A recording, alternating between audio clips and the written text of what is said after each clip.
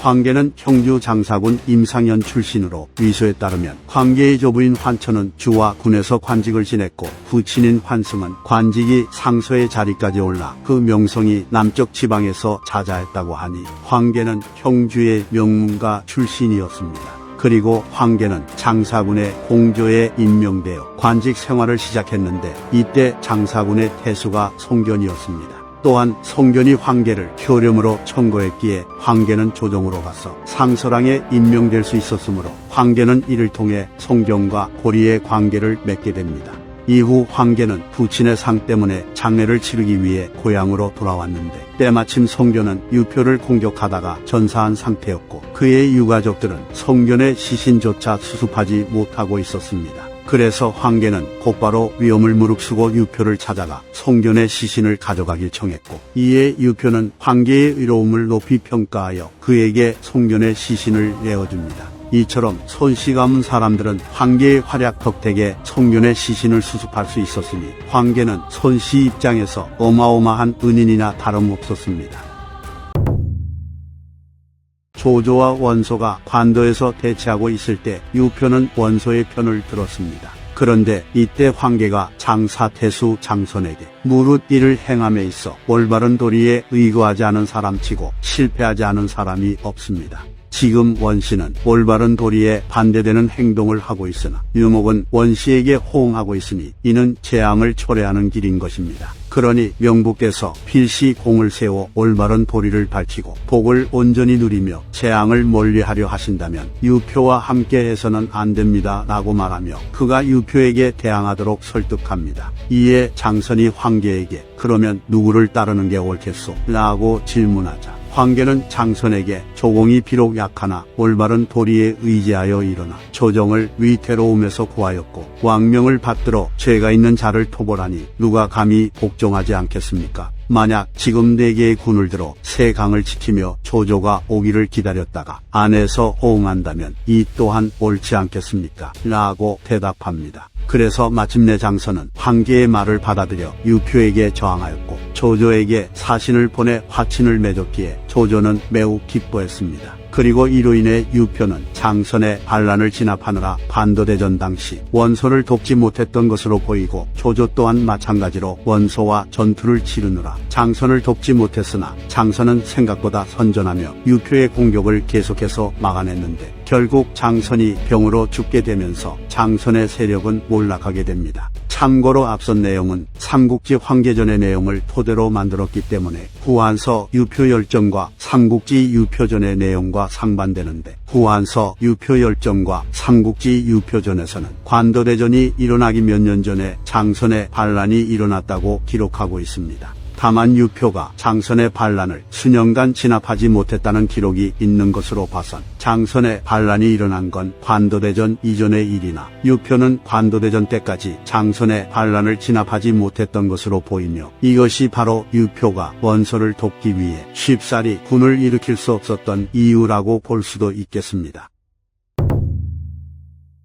황계는 장선의 세력이 멸망하자 몸을 숨겼는데 시간이 오래 흐른 뒤 유표는 황계를 죽이려 하기보다는 오히려 그의 재능을 높이 사서 그를 종사제주로 임명하고 처제인 채씨를 황계에게 시집 보내려 했습니다. 하지만 황계는 자신이 이미 결혼했다고 말하며 유표의 제안을 받아들이지 않았고 관직 또한 질병을 핑계로 물러납니다. 그런데 이후 조조가 형주를 평정하고 나서 황계가 장선을 위해 계책을 세웠다는 이야기를 듣고는 그를 높이 평가하며 승상연주부로 임명하자 황계는 곧바로 조조의 제안을 받아들였는데 이를 봤을 때 황계는 유표를 개인적으로 매우 싫어했던 것 같습니다.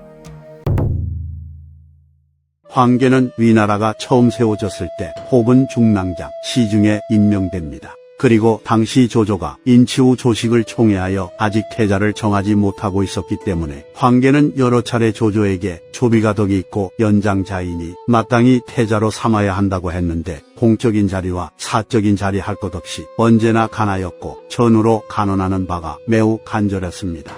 위소에 따르면 황계는 조조에게 지금 조비는 인자하고 많은 아들들 중에서도 뛰어나 명성이 나라 안을 밝히고 있으며 자애로움에 힘쓰고 예절에 통달하여 천하에서 이를 듣지 못하는 사람이 없는데 대왕께서는 신에게 조식에 대해 물으시니 신은 진실로 의아스럽습니다 라고 간언했고, 이에 조조는 황계가 충실하게 정도를 지키려 한다고 생각해 그를 더 중히 여기게 됩니다. 또한 성품이 굳세고 강직하여 중립 성향에 가까웠던 모계와 소역이 친조식파인 정의에게 지키게 되어 그의 참소를 받아 해를 입을 뻔했으나 황계가 나서서 옹호해줬기에 그들은 목숨을 보존할 수 있었습니다. 이처럼 친조비파의 선봉이었던 황계는 조비가 태자가 되면서 앞날이 활짝 피게 되는데, 그는 곧바로 상서로 승진하여 관리를 선발하고 육성하는 일을 관장하게 됩니다.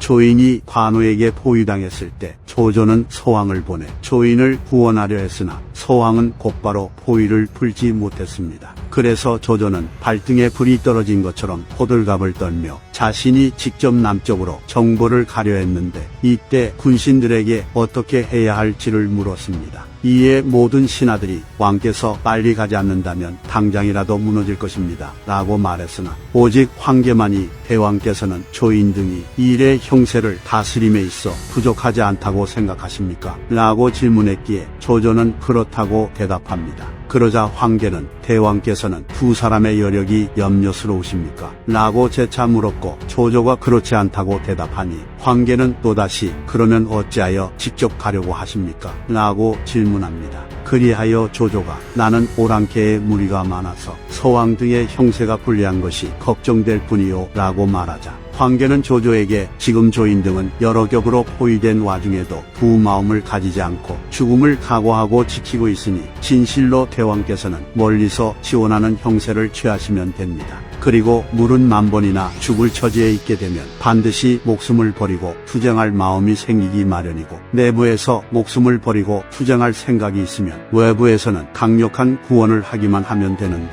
대왕께서는 육군을 인도하는 여력을 보이셔놓고 어찌 패할 것을 근심하며 직접 가려고 하십니까? 라고 조언합니다. 조조는 황계의 조언을 듣고는 그의 말이 옳다고 여겨 더 이상 진군하지 않고 마피에 주둔했는데 얼마 지나지 않아 적이 물러났다는 소식을 듣게 됩니다.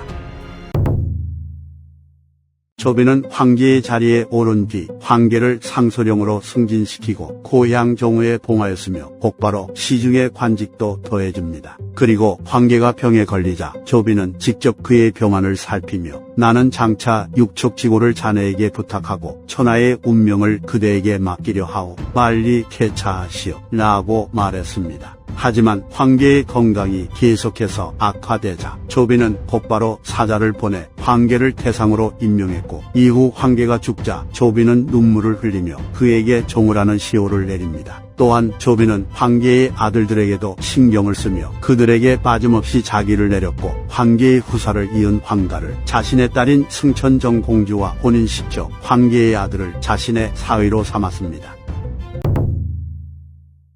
황계의 아들인 황가는 동흥 전투에 참전했다가 위나라 군대가 오나라 군대에게 대패할 때 전사했습니다. 영릉선연전에 따르면 조조는 본래 유파가 아닌 황계를 경주 남쪽으로 파견하려 했으나 황계가 자신이 유파만 못하다며 거절했기 때문에 유파를 보냈으니, 이로 인해 유비는 유파를 사로잡아 일노예로 쓸 수 있었습니다. 황계와 손씨와의 인연 때문인지 조비는 황초 3년에 황계를 사신으로 파견하여 오나라와 맹약을 체결하도록 했습니다.